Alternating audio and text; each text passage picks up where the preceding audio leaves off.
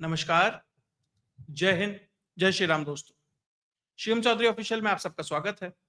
आगे बढ़ने से पहले आप सबसे रिक्वेस्ट है, वीडियो को लाइक कीजिए, चैनल को सब्सक्राइब कीजिए और शेयर करना मत भूलिएगा। हर किसी की नजर जो भारत की जो पश्चिमी सीमाएं हैं उसके ऊपर टिकी हुई थी कि भारत कब दोबारा ऑप सिंधु 2 स्टार्ट करेगा और जो पाकिस्तान के परिप्रेक्ष्य में काम अधूरा रह गया था उसे पूरा करेगा। लेकिन आसिम मुनीर ने एक बात कही थी कि इस बार जो भारत को खतरा है वो पश्चिमी सीमा से नहीं, उसकी पूर्वी सीमा से है। पहलगाम में भी जो घटना घटित हुई थी उसमें पाकिस्तान के साथ साथ अमेरिकन फुटप्रिंट्स नजर आए थे और अब वही फुटप्रिंट जो भारत की जो पूर्वी सीमा है उसके ऊपर भी नजर आने लगे।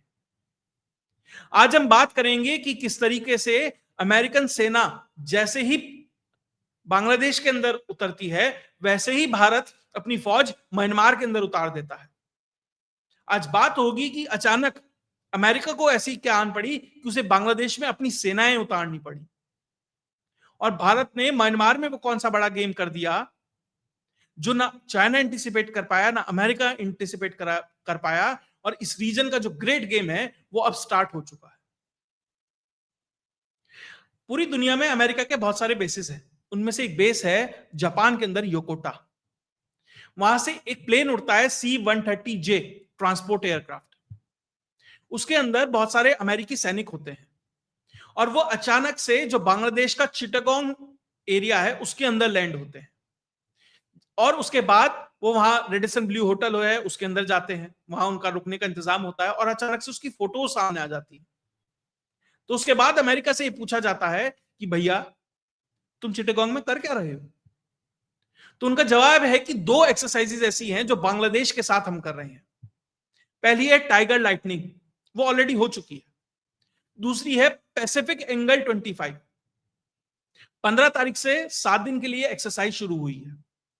देखिए, कोई भी घटना घटित होती है, कोई भी आप ऐसा ऑपरेशन कर रहे हैं, मंशा आपकी कुछ भी हो लेकिन आपको एक कवर देना होता है, आपको बताना होता है नहीं नहीं साहब हम तो इसलिए आए हैं जी, पीछे क्या चल रहा है वो अभी बताऊंगा आपको। और जो कवर दिया है वो पैसिफिक एंगल 25 का दिया है और ये कहा है कि हम यहां पर इसलिए आए हैं क्योंकि इस रीजन में, बे ऑफ बंगाल के इस रीजन में अब सितंबर अक्टूबर में बहुत सारे तूफान आएंगे, चक्रवात आएंगे। तो किस तरीके से डिजास्टर मैनेजमेंट किया जाना चाहिए, किस तरीके से उससे कोप अप किया जाना चाहिए, क्या तैयारियां होनी चाहिए, उसकी ट्रेनिंग देने के लिए हम बांग्लादेश को आए। बांग्लादेश बहुत गरीब देश है, हम मदद करेंगे। अब सवाल यह है कि ना तो अमेरिका की बॉर्डर से बांग्लादेश लगता है, ना कोई उसका यहां बेस है, military base, naval base, air base, कुछ नहीं है, कोई यहां उसका इंफ्रास्ट्रक्चर नहीं है, कोई पोर्ट नहीं है। लेकिन फिर भी उसे ऐसा अचानक क्या हो जाता है कि उसको बांग्लादेश को आके ट्रेनिंग देनी है। और अचानक से ऐसा क्या हो जाता है कि अमेरिका के संबंध बांग्लादेश से इतने अच्छे हो जाते हैं कि उसका टैरिफ घटाना शुरू कर देता है। तो कुछ तो यहां चल रहा है। दरअसल वो बांग्लादेश को राहत देना चाहता है और उसके एवज में बांग्लादेश से कुछ थोड़ा बहुत लेना चाहता है। 1972 में एक आर्टिकल लिखा गया था येल यूनिवर्सिटी में, वहां के एक छात्र थे, उसने एक रिसर्च पेपर पब्लिश किया था कि जो बांग्लादेश का चिटागोंग है और म्यांमार का जो चिन प्रोविंस है और जो भारत का मिजोरम नागालैंड वाला जो लगता हिस्सा है, जो ये ट्राई जंक्शन है जहां ये तीनों लगते हैं, ये एक तरीके से गोल्डन ट्रायंगल है। ये थाईलैंड तक एक्सटेंड होता है। ये वो रीजन है जहां पर आप भरपूर मात्रा में ड्रग्स कल्टीवेशन कर सकते हैं। सबसे गोल्डन क्वाड्रिलेटरल है, आप जाएंगे तो वो साउथ अमेरिका में पड़ता है, गोल्डन क्रेसेंट पड़ता है आपका अफगानिस्तान में। जब से तालिबान की सरकार आई है वहां पे कल्टीवेशन कम हो गया है, खेती कम हो गई है। तो अब ये वो रीजन है जहां से आप ज्यादा से ज्यादा मात्रा में इसे निकाल सकते हैं। उस पैसे का इस्तेमाल अमेरिकन एजेंसीज कर सकती है, यहां से वो सामान जो ड्रग्स है वो निकलेगा, वो ब्लैक मनी उसका जनरेट होगा, वेटिकन उसे वाइट करेगा और उसका इस्तेमाल जो सीआईए है और अमेरिकन एजेंसीज है वो अपने ऑपरेशंस के लिए करेंगे। क्योंकि इन एजेंसीज को जो पैसा चाहिए होता है वो हमेशा अनअकाउंटेड मनी चाहिए होता है, वो सरकारी पैसे से नहीं आता है। तो इसी तरीके से वो पैसे को जनरेट करते हैं, उसका इस्तेमाल करते हैं। तो इसीलिए अमेरिका को यहां पर एक परमानेंट सेटलमेंट चाहिए, क्रिश्चियन स्टेट चाहिए। यही बात जब शेख हसीना कहती थी कि वो सेंट मार्टिन आइलैंड मांग रहे हैं और यहां पे एक क्रिश्चियन स्टेट बनाना चाह रहे हैं, इसलिए उसकी सरकार गई थी। अब यूनिस की सरकार आ गई है, अमेरिका की मुफीद सरकार है, तो अब चिटागोंग में अमेरिका उतर गया है। इसलिए आप देखिए जो चिन प्रोविंस है वो क्रिश्चियन मेजोरिटी है, जो भारत का नॉर्थ ईस्ट के मिजोरम, नागालैंड, मणिपुर, ये इस तरह के जो राज्य हैं, इसमें खास तरीके से डेमोग्राफी चेंज की गई, खासकर पिछले 50 से 60 साल के अंदर। और भारत में एक महिला है, उसने बड़ा रोल निभाया। और जो चिटेगोंग है, उसमें भी धीरे धीरे जो क्रिश्चियन पॉपुलेशन है उसको बढ़ाया जा रहा है, ताकि यहां पर इस रीजन को काटकर, मणिपुर में जो आग लगी वो इसीलिए लगी, चिन प्रोविंस में जो चल रहा है वो इसीलिए चल रहा है, चिटेगोंग में अमेरिका क्यों पहुंचा है वो इसीलिए पहुंचा है। और इस यहां पर जब एक क्रिश्चियन स्टेट बन जाएगा तो उसका इस्तेमाल न सिर्फ भारत को बल्कि चाइना को कंटेन करने के लिए और बे ऑफ बंगाल में अपनी प्रेजेंस को मेंटेन करने के लिए होगा। बे ऑफ बंगाल अमेरिका के लिए कितना महत्वपूर्ण है आप इस बात से समझ सकते हैं। जो 1971 का युद्ध था वो भारत और पाकिस्तान के बीच का युद्ध नहीं था, वो अमेरिका और रशिया के बीच का युद्ध था, बे ऑफ बंगाल के डोमिनेंस के लिए। उस समय अमेरिका पिछड़ा, रशिया जीता और भारत को इस पूरे बे ऑफ बंगाल और अमेरिका इंडियन ओशन का एक तरीके से चौधरी बनाकर रख दिया। लेकिन अब अमेरिका इस रीजन में घुसना चाहता है। इस चिटागोंग रीजन में जैसे ही अमेरिका प्रेजेंस होगी, वो एक रास्ता खुल जाएगा म्यांमार के लिए।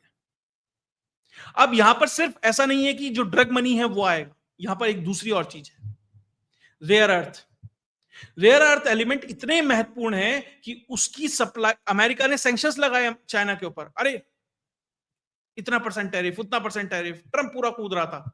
चाइना ने सिर्फ एक काम किया कि हम तुम्हें रेयर अर्थ नहीं देंगे, सारे टैरिफ वापस हो गए। रेयर अर्थ इतने महत्वपूर्ण है कि आपके फोन से लेकर सैटेलाइट तक, हवाई जहाज तक, मिसाइल तक, कोई भी हाई एंड टेक्नोलॉजी उठा लीजिए, उसके अंदर आपको ये रेयर अर्थ बिल्कुल मिलेंगे।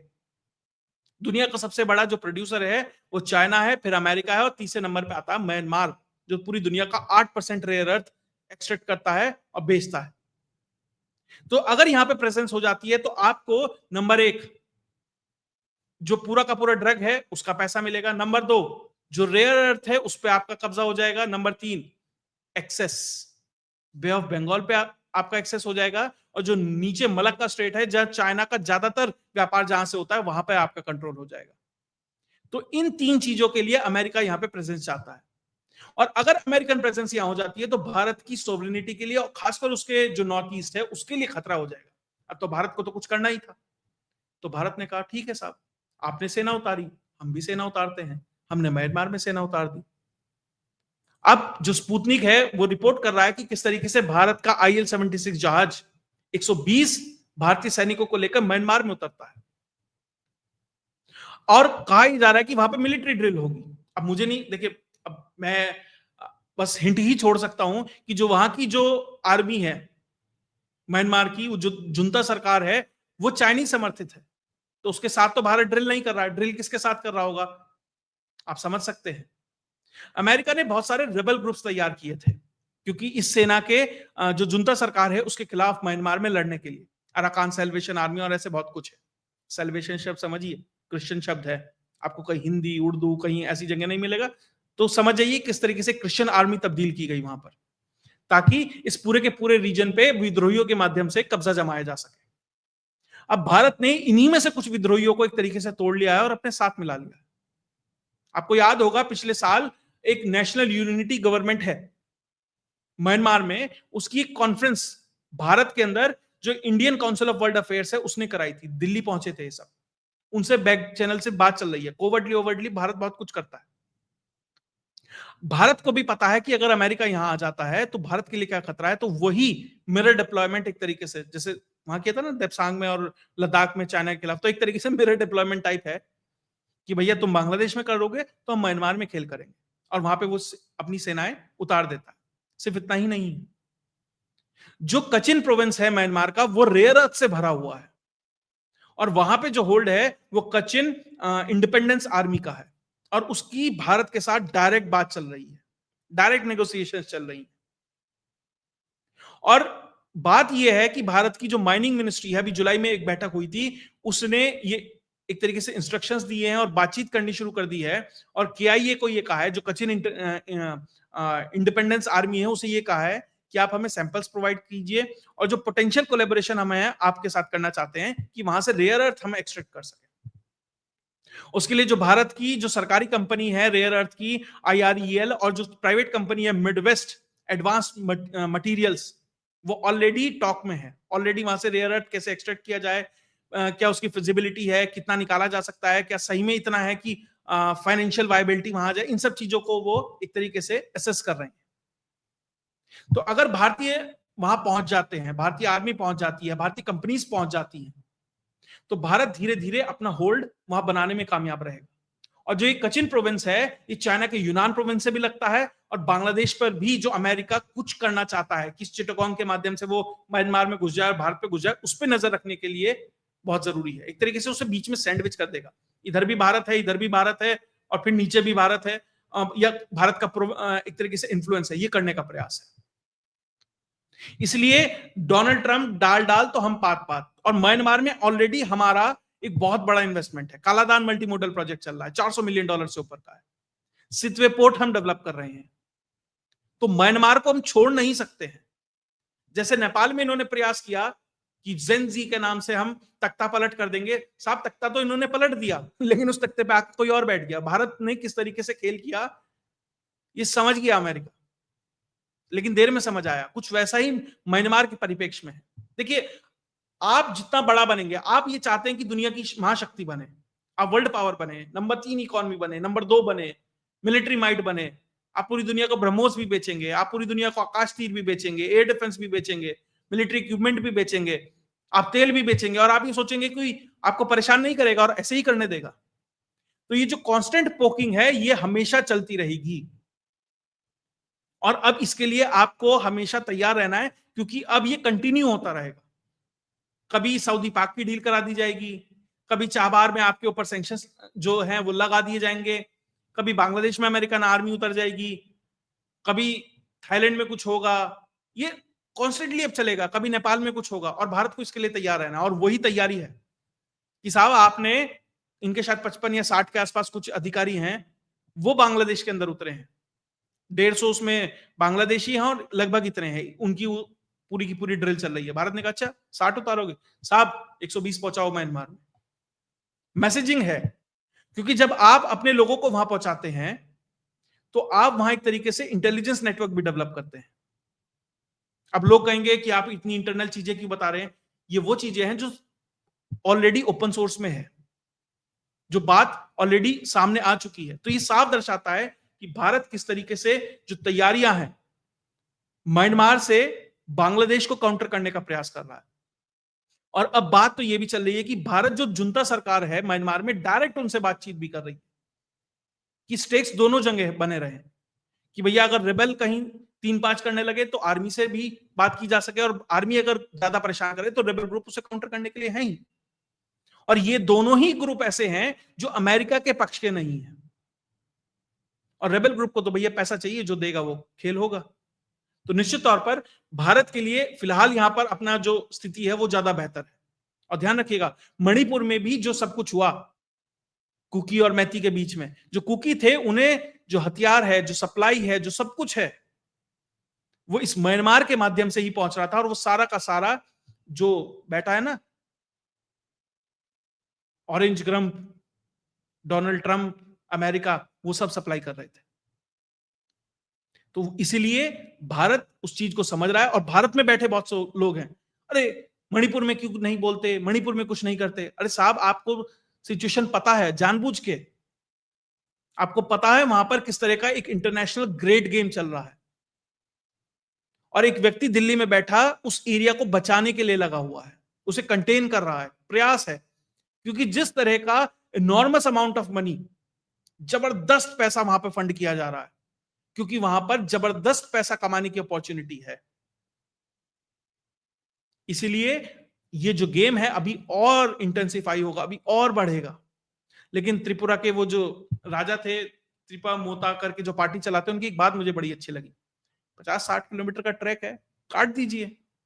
फिर त्रिपुरा वालों को बीच के लिए, बीच बीच पे जाने के लिए गोवा नहीं जाना पड़ेगा, चिटगांग को काट के अपने अंदर ले लो, वहीं पे बीच होगा, और नॉर्थ ईस्ट का जो एक्सेस है बे ऑफ बंगाल में वो ओपन हो जाएगा। और उसके बाद जिस तरीके से उस एरिया का ग्रोथ होगा वो बहुत इंपॉर्टेंट है। तो आपको अपनी सोवरेनिटी को इंटैक्ट करना है, तो निश्चित तौर पर आपको कुछ बड़े कदम लेने पड़ेंगे। रशिया ने लिया ना यूक्रेन के अंदर। मैं ये नहीं कह रहा कि आप बड़ी वॉर में चले जाएं, मैं ये कह रहा हूं स्विफ्ट एक्शन हो, फटाफट अमेरिकन प्रेजेंस बढ़े, यहां पे कोई बेस तैयार हो, उससे पहले ये वो समय है जब आपको एक्शन लेना पड़ेगा। और कोई भी घटना घटित हो बांग्लादेश से इस बार, पूर्वी सीमा से, वो एप्ट अपॉर्चुनिटी आपके लिए ये बताने के लिए कि मुझे अपनी सोवरेनिटी इंटैक्ट करनी है और ये रीजन मुझे चाहिए। और ध्यान दीजिएगा, ये वो रीजन है जहां पर हिंदू जनसंख्या ठीक ठाक है, और ये ऑलरेडी आजादी के समय यहां के लोगों ने तो झंडा भी फहरा दिया था 1947 में 15 अगस्त को, लेकिन उन्हें 2 दिन बाद पता लगा कि ये भारत में नहीं, बांग्लादेश में जा रहा है। तो बहुत जरूरी है कि भारत यहां पर एक्शन ले। बहुत अच्छा है, जैसे हमने लद्दाख में किया था ना, जब चाइनीज आ गए थे, मिरर डेवलपमेंट किया, फिर वो जब थोड़ा और असर्ट करने लगे तो हम कैलाश की रेंजेस पे पहुंच गए, फिर उन्हें पीछे हटना पड़ा। तो वही यही हमने किया। आप बांग्लादेश में घुसे, हम म्यांमार में घुस गए। तो इसी तरीके से आपको इस ग्रेट गेम का जवाब देना है। और सामने क्या चलता है, अरे मोदी जी हैप्पी बर्थडे, मोदी जी कहते हैं हाँ हाँ हाँ बहुत अच्छा लगा आपने हैप्पी बर्थडे बोला, लेकिन पता दोनों को है पीछे क्या चल रहा है। खैर, इस पे और जो भी डेवलपमेंट आएगा वो आपके साथ लेके आते रहेंगे। अगर आपको वीडियो विश्लेषण अच्छा लगा तो वीडियो को लाइक कीजिए, चैनल को सब्सक्राइब कीजिए और शेयर करना मत भूलिएगा। जय हिंद, जय भारत।